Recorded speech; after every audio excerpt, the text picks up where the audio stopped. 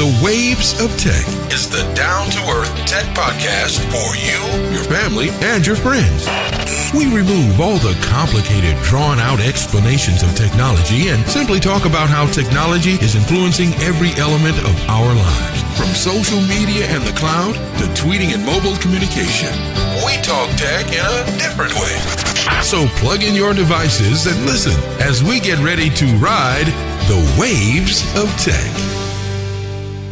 On episode 426 of The Waves of Tech, Google in the news and in Congress, apps track everything all day, every day, and bird scooters fly into my hometown. Waves of Tech is powered by modernlife.network, modern issues, modern discussions. Well, Steve, welcome back. Our schedules have finally aligned. We are doing a Monday recording, which means a Tuesday morning release for everybody out there in podcast land. How you doing today, man? That doesn't sound right because it is right, so it must be wrong because it's right. Yeah, I'm doing good, and based on your lead in there, I think we got some pretty cool things to talk about, things that are certainly going on in the news in technology world. You know, we got just a little bit of time before Christmas, Dave, and New Year's and all that good stuff. So I believe we're going to get, one or two more shows in before the next year where, you know, usually at the end of the year, we talk about some pretty cool things about what happened during the year. Yeah, I always have a great 2018 wrap-up show, and I will be in the studio where you're at right now on Christmas Eve, which happens to be a Monday. So we'll put together a short little episode for that release. Then we're going to take the week of New Year's off, give ourselves 1 week to recoup, have some time with the family, and then we'll be back. But between now and then, we got a couple more episodes and a few more topics. Well, Steve, let's jump right into it. Google Plus is speeding up their shutdown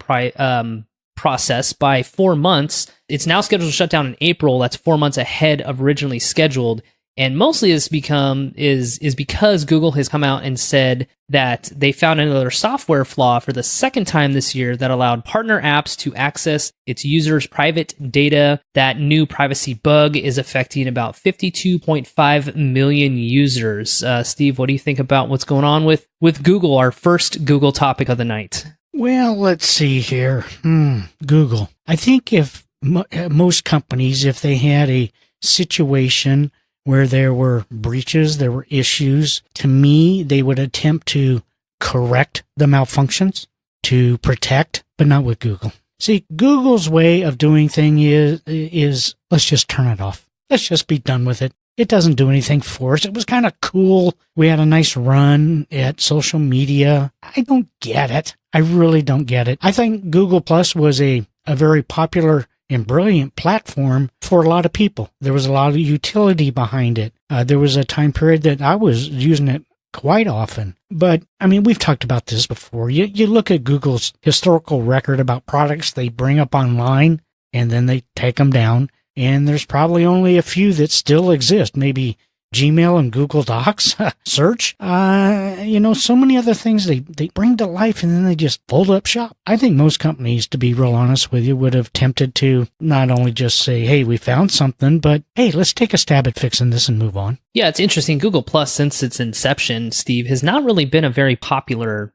application of choice for a lot of social media. I know it was kind of tailored at, okay, we're going to be a little bit more business friendly. We're going to be a little bit more professional in the sense of you can create circles, you can share information with specific people, rather than the traditional social media invention that says if you post something to everybody and everybody can see it, unless you have a lot of privacy or your account is locked up or whatever. It was really unpopular. Not unpopular that, it was just weird or unusual or uncomfortable to use. It just remained unpopular no matter how many changes they tried to adapt to.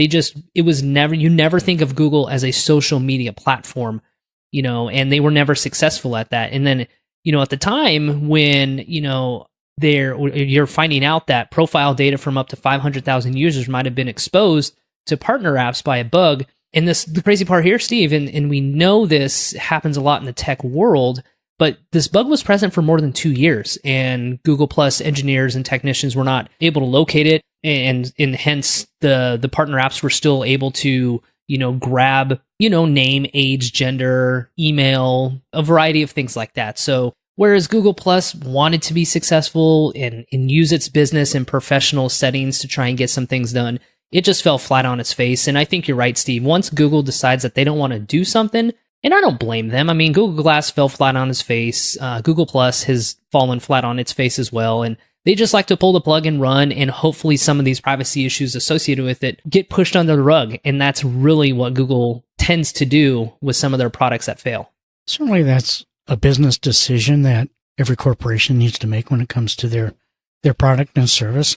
I'm not saying it's good or bad, but I think if you look at the history of Google and their products, there's some signs there of, I'm not sure what it is, that they just don't care about moving forward with some of their things, that perhaps there's too much investment that's going to be required to maintain it. Perhaps, like you said, they just want to push things under the carpet and forget about it, and hopefully nobody raises the topic again. But to find this second bug that has severely impacted user information is certainly a credible flaw. It's okay, so they're going to shut it down 4 months early. Are they going to fix the flaw? Or are they just going to continue to let these kinds of things happen? I'm not sure where they're at in patching or repairing these things.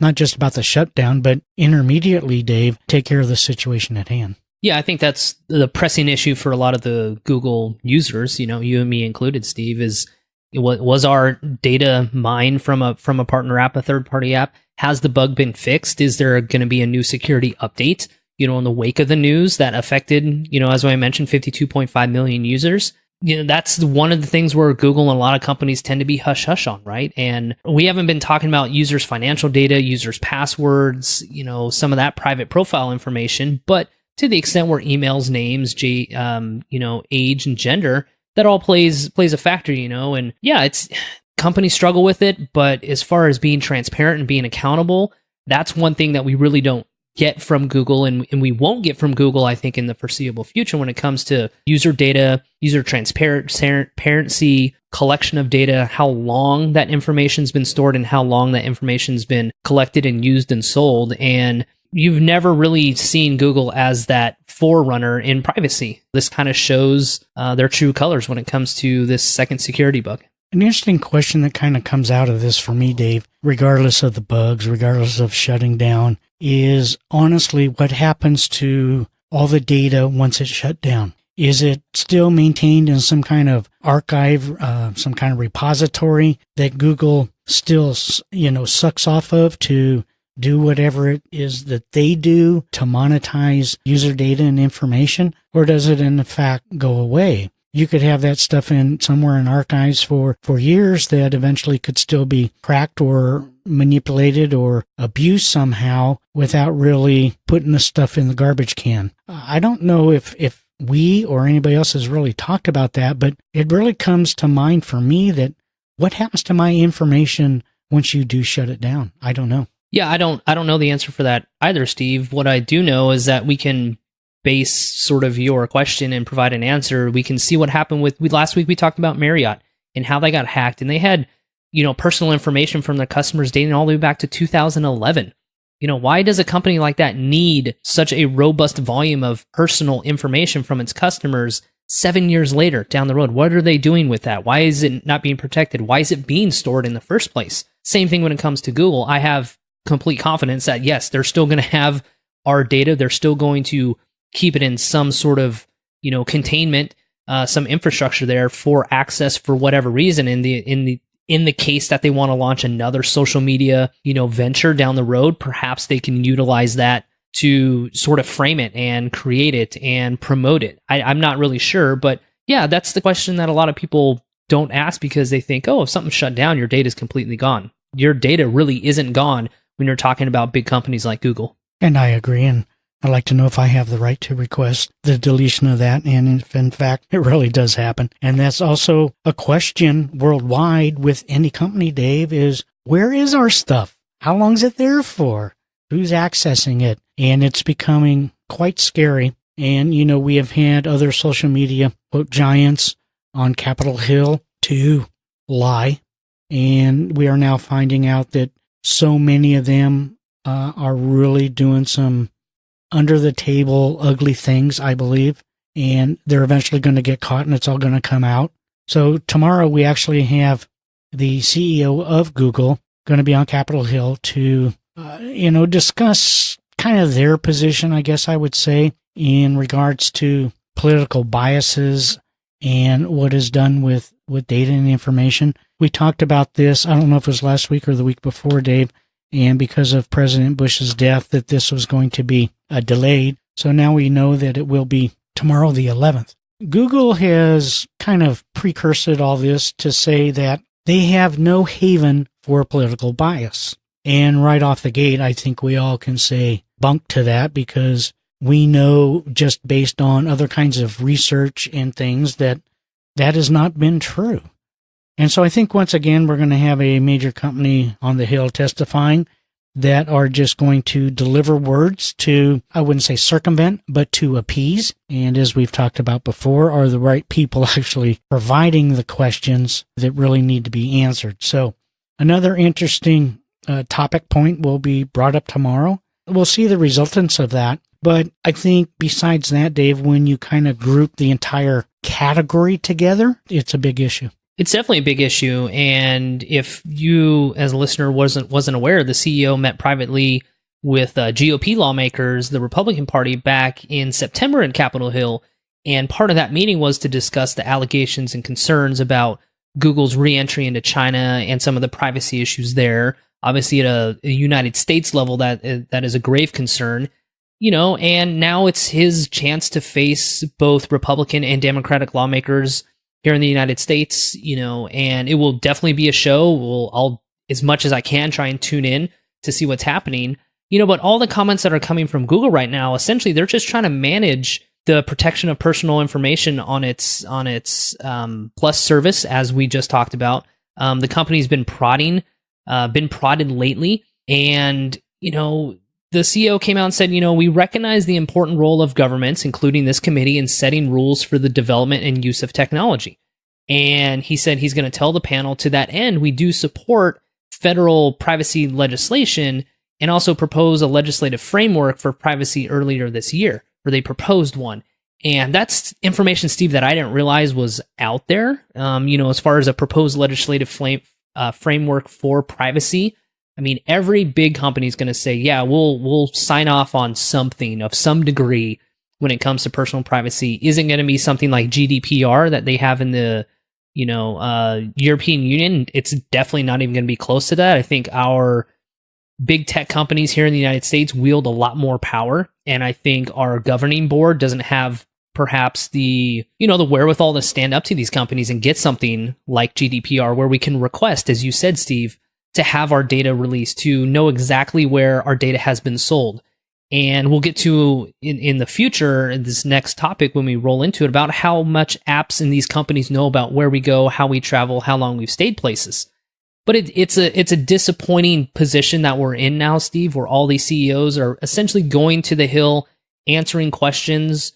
And as we talked about a couple weeks ago, I feel like it's just to no end. There's no real outcome. There's no real benefit to us as a consumer or a user of Google or Facebook or Twitter. It's just sort of part of the dog and pony show, part of the circus of working and living and using these applications here in the United States. Certainly I'm not going to bring up or even want to get into, Dave, if there are biases, if there are actually willful things that are trying to change perspectives. But here's what I dislike. And I don't care, honestly, what side of the fence anybody is on. And I'm not just talking politically. There's political and sexual. And I mean, we could go down the many rabbit holes of the definitions and the purposes. But here's what I'm afraid of, Dave. And regardless of testimonies, because we're finding out that they're kind of talking out both sides of their cheeks.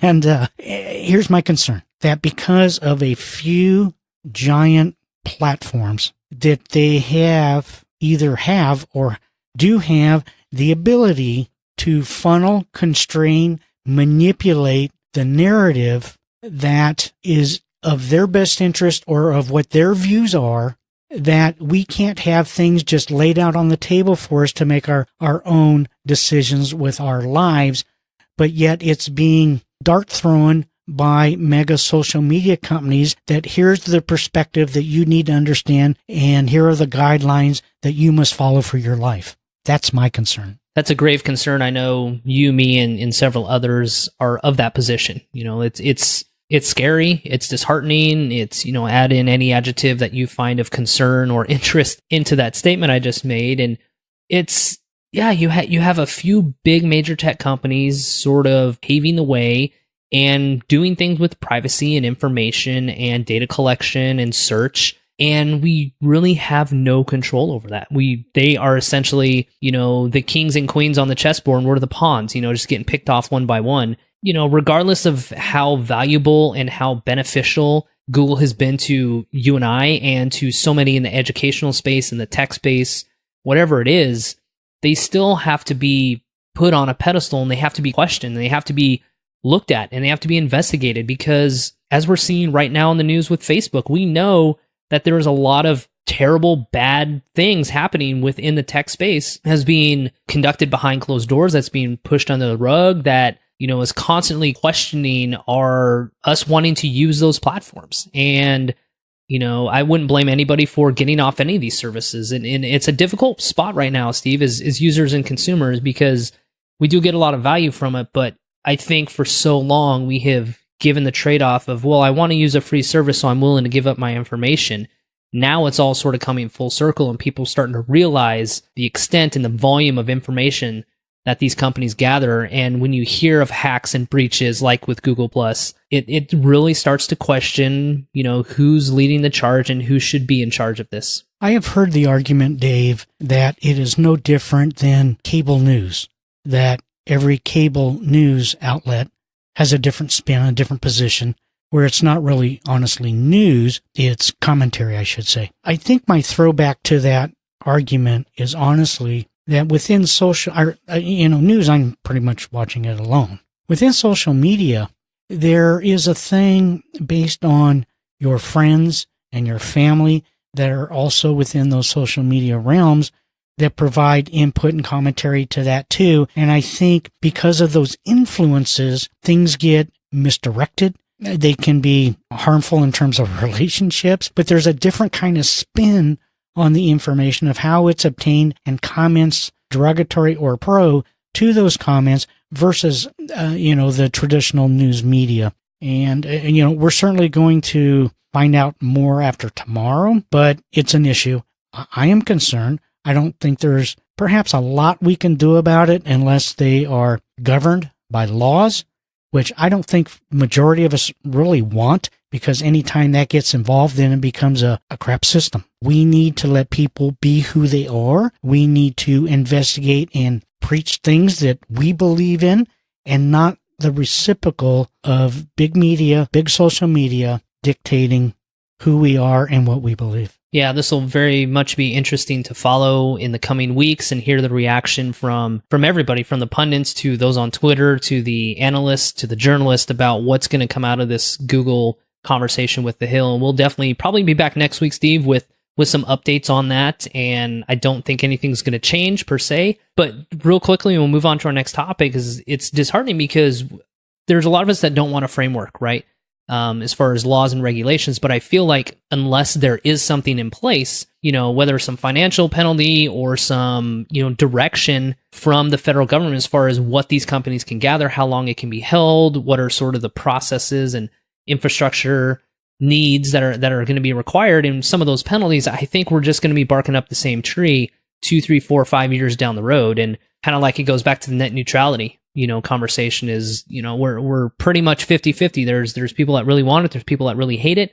Fortunately, there needs to be some framework to come to a deciding factor on that. And I think that's eventually where it's going to go here in the United States.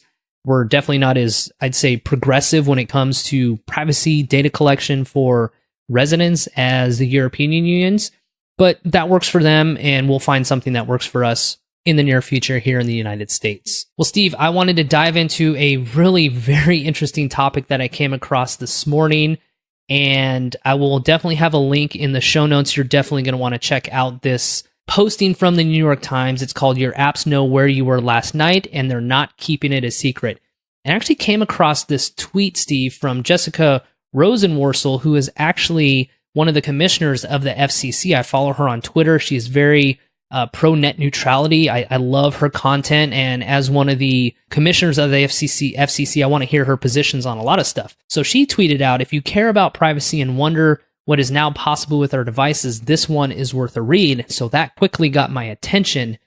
And so I wanted to sort of carry through this conversation real fast and talk about, these apps and dozens of companies that are using yours and mine smartphone locations to help advertisers and even hedge funds. They say it's anonymous, but the data shows how personal it really is. And just to show you exactly how much information is being collected, they worked with a lady by the name of Lisa Magrin. She's a 46-year-old math teacher. And this app tracked her from a home outside of Newark to a nearby Planned Parenthood where she was receiving some health care. She remained there for more than an hour. Another represents a person who travels with the mayor of New York during the day and returns to Long Island at night. Another tracking showed that someone leaves a house in upstate New York at 7 a.m. and travels to a middle school 14 miles away, staying until late afternoon each school. And of course, that one person that did all that is the 46-year-old I mentioned at the top of the show. And there is no disclosure, Steve, on the app that was gathering their information, which I found very interesting, but I'm sure it'll surface at some point. But it was crazy. There was a stats that they were able to gather. It says in about 4 months of data reviewed by the New York Times, Lisa's location was recorded over 8,600 times, on average once every 21 minutes. And so even though, Steve, you think that our apps are closed, that we've hit that I agree to the terms and conditions that our information is not being tracked. Well, everywhere she was going, at one point, her whereabouts were being detected and recorded about every 2 seconds. And according to a database that's has more, and you can imagine there's a database out there that has more than 1 million phones in New York, and you can imagine the amount of information, the amount of records, the amount of personal information about where people are staying, where their doctors are, what candidates they are traveling with, where they're having lunch.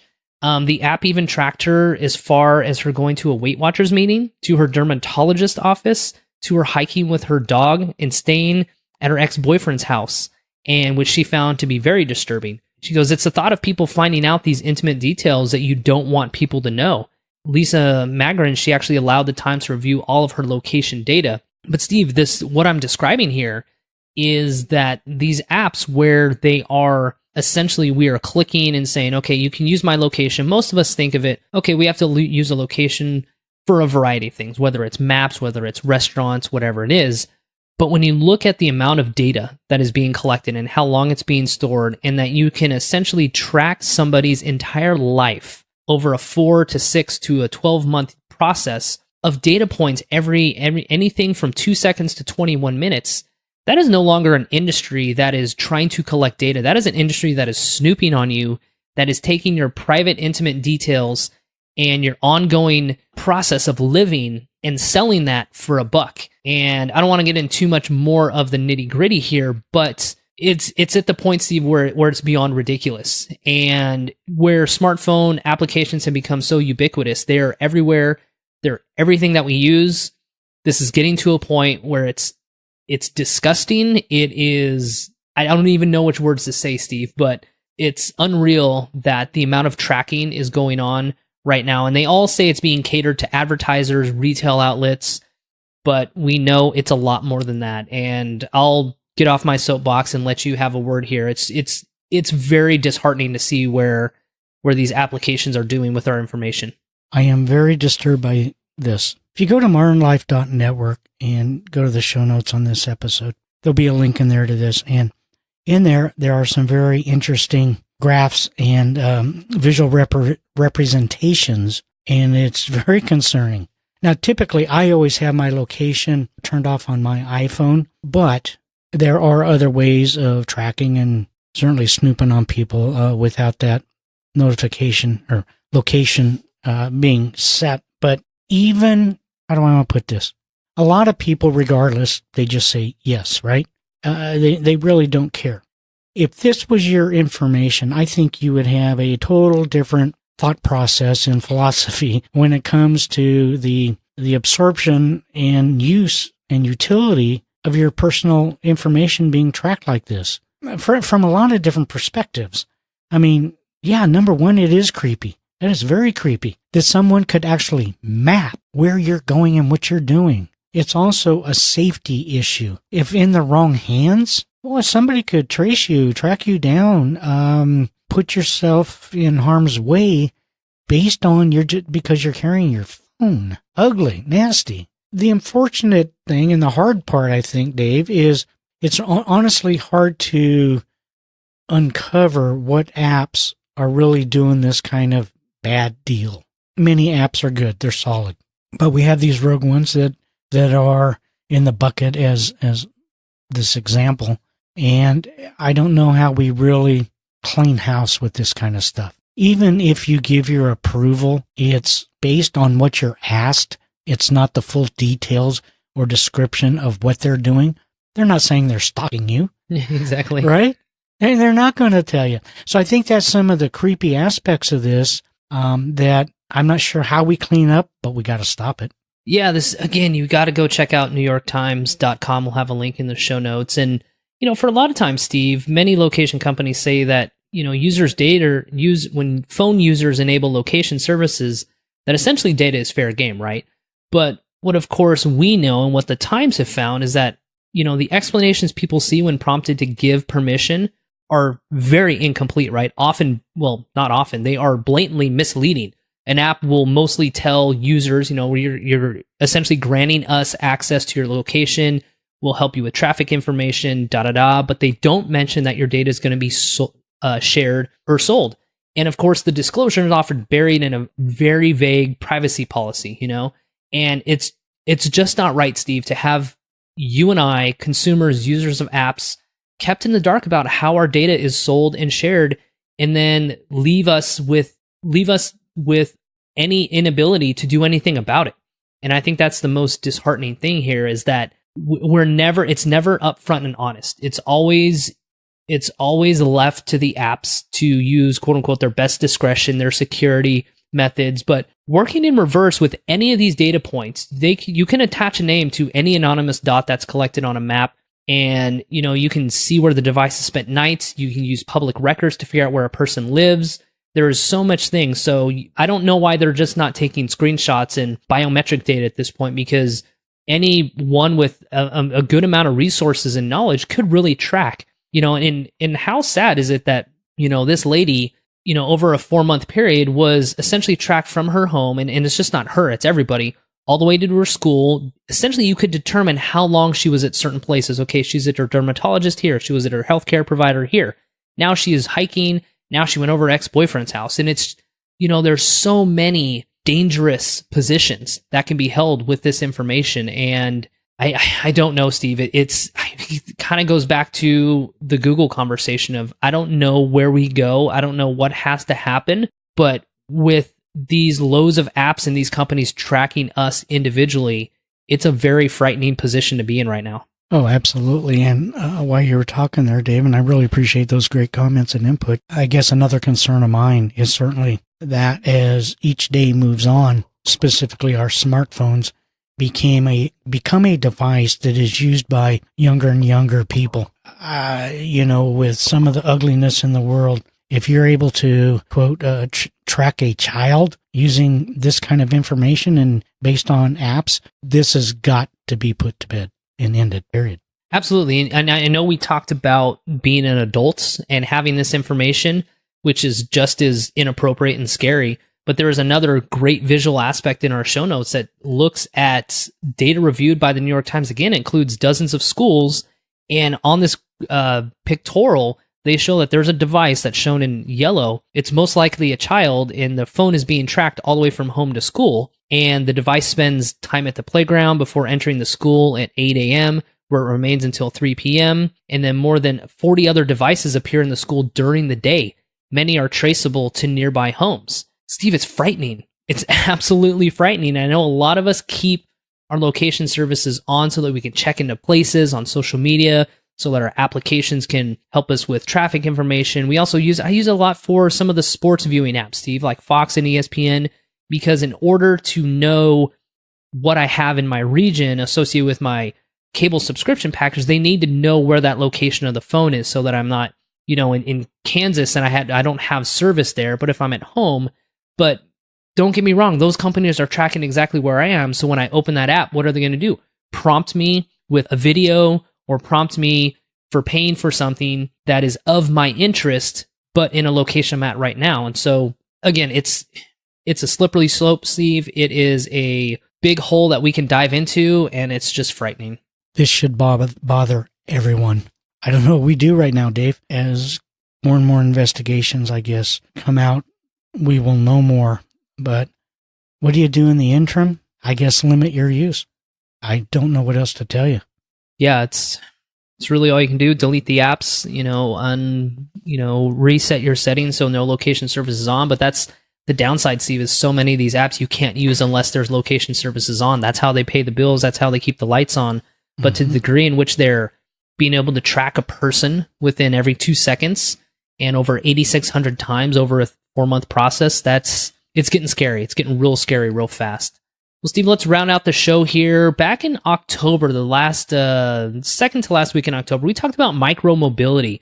And these are the e-scooters, and this was sort of our thought of what is the next big disruption in the transportation business that would potentially be caught on throughout the globe, what could really help with some affordable transportation in some of these dense populations. And one of the companies we talked about with micro-mobility was Bird. And Steve, interesting enough, on, I think it was Friday morning, we woke up in Bakersfield here to the news that Bird, the leading e-scooter company, had scattered about 200 rentable scooters along our city walkways overnight on Thursday and was officially doing business in the city of Bakersfield on Friday morning. And of course, unbeknownst to us and also unbeknownst to the city councils and the mayor of Bakersfield, Bird never once reached out to the city of Bakersfield to talk to them about use and implementation of these along the city streets of Bakersfield.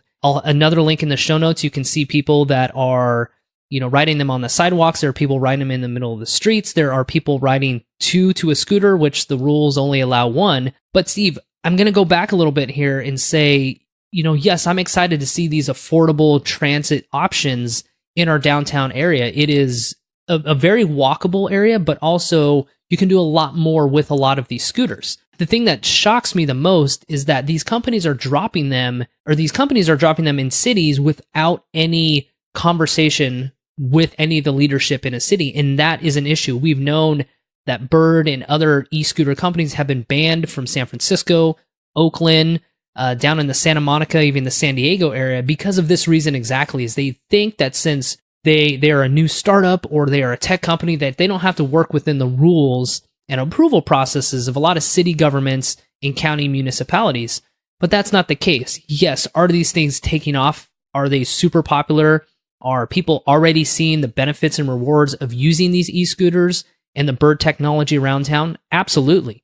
But when you dump something like this into a city, Steve, you risk being kicked out of a company because you didn't work cooperatively from the beginning. And according to an email statement from Bird, they said Bird hopes to work closely with city officials to develop a framework that works for everybody so that the Bakersfield community can have access to our fun and affordable transportation options. Okay, I get that. Your company did extensive market research, guerrilla marketing as it's known, to realize that we could dump a bunch of scooters into the city and it's going to be successful. Why not part of your marketing strategy go in front of the city, consult with them and the local officials before batching these across all the streets? It's sort of that elitist mentality, Steve, when it comes to we're a tech startup, we're different. We're different from an Uber and Lyft and the taxis, and we're different than walking, and therefore we can kind of play by our own rules and ignore the processes and rules and permit process that involves in most cities. So kind of both sides where I'm really excited to see them. I'm glad people have affordable transportation. I'm glad that people can cruise up and down the streets, on a Friday night or a Tuesday afternoon coming back from work. But again, you have to come to the table and have a decent conversation and a strategy moving forward with a lot of these cities. And I'm waiting for the news from the city, Steve, to come out to say, we're putting some restrictions on Bird, or they only have an X month process to be in the city and then they're gone. It's kind of up for grabs right now, but just woke up, Steve, and boom, 200 electric scooters on our streets overnight. It's a very interesting story because we had as you mentioned, previously talked about these devices and what they were doing. And then for a company just to come in and overnight unload them and here you go, I think is really kind of a boneheaded move, to be honest with you. And just based on their lack of desire to communicate, I think they had to get their butts kicked out of there. But, there's also a lot of interesting comment with regard to this from community members. I was just reading some of them. Just walked over to the post office downtown and was nearly run over by 2 scooter riders on the sidewalk. These scooters are obviously too fast to be used in downtown sidewalks. And, there's the opposite, too, about what a cool idea. Just thinking about where you live, Dave, the city of Bakersfield, to me it's kind of interesting where you would really put these for, the basis of being used, because your area of Bakersfield, or the areas of Bakersfield, are actually in kind of different quadrants, I guess I would put. Yeah, that's fair. It's not just a city, in a big hub. It's in various locations within the scope, the property of Bakersfield. So I think it's kind of interesting. On Facebook, I saw a gentleman that used to work for me, and I think he's a mutual friend of ours, Dave, actually on one of them in Bakersfield, and had a photo taken. I guess I don't understand the just drop off and go kind of attitude. And if they've done it elsewhere, I mean, you're really going to give yourself a bad name or have a bad experience if you really don't talk to the municipalities and understand their desires and their rules and those kinds of things. So I guess we're going to see, but for now, you got scooters, Dave. We do, and it's interesting. You're going to have an uphill battle, and that's exactly what Bird's going to have now with city officials. In town, at our airport, Uber and Lyft rideshare organizations were not allowed to use the airport. It was forbidden. It was in a resolution. And guess what Lyft did? They came to the city council and to the county board of supervisors and said, hey, we want to provide this service. Let's work together to make it happen. And guess what? About 4 or 5 months ago, Lyft is now servicing our airport. And it's a different situation, but there's a lot of commonalities there where you get a lot further when you come to the table and you want to have a negotiation, have a talk. I mean, I am 100%, Steve, behind what's going on. It's a different mode of transportation. It gets people outside.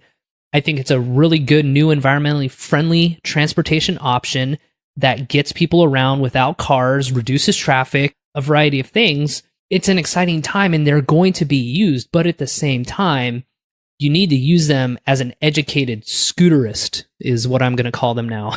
And I think it's a really good thing, but you have to understand, as that lady said, I almost got ran over by a scooter. That is why they've been banned from the likes of Atlanta, Los Angeles, and San Francisco and Oakland, is because they received over 12,000 complaints in a 2-month period about people not utilizing these properly. Plus, a lot of cities, Steve, they're really been built and designed around the use of car transportation. Even our city is as much biking population, outdoor biking as there is. Our downtown area is not friendly to the use of, regular 2-wheeled bicycles. And to throw a bunch of electric scooters on there on top of it makes it even more dangerous. They're faster, they're harder to see, and it just makes it a little bit more difficult. But I hope the city and Bird can work out something. It's really interesting how it came about, and for all of us to wake up on Friday, and then Steve, myself, my wife, and a couple other people went downtown on Friday, and sure enough, the coffee shop we were at, we saw 5 or 6 people going by, and they'd stop, they'd lock it up, they'd come in, have coffee, and then they'd leave. So it's working. It's a great method, but yeah, as you said, the drop and we'll figure it out as we go mentality, that's got to change for a lot of these newer tech startups.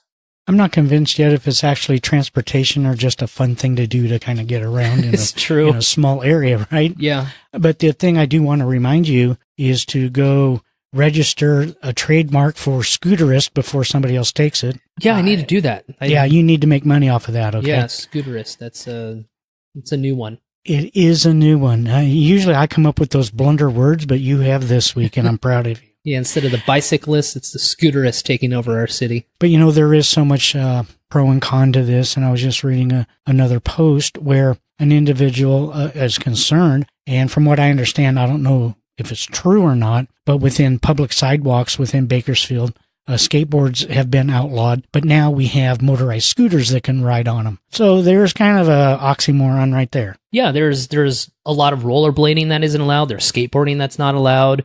Even some places, just regular traditional skates aren't allowed. But then you're going to have these electrified vehicles. That's exactly what they are, driving through your city. And, what's to say that that is any less or more of a hazard than a skateboarder or a rollerblader or, anyone on an electrified bike, And so that's what I'm saying, Steve, is that there's a number of things that cities are set up for, and there's a number of things that cities aren't set up for. You have that dichotomy, and once you introduce one, okay, now you have to reevaluate how a city looks at transportation. That's not a bad thing. It really isn't. It's trying to get less people on the road, less car use. That makes a lot of sense environmentally, but do it within the confines and the structure that exists now, and it'll get you a lot longer than just dropping and saying, okay, we'll talk to you in a couple weeks when we happen to be driving through town. So before the show, I asked you, I said, do we have enough topics to talk about? And you go, oh yeah, this is plenty. Yeah, we got plenty. Well, yeah, you were right. I guess we could have one topic and still go 45 minutes, but yeah, we could. Yeah. So I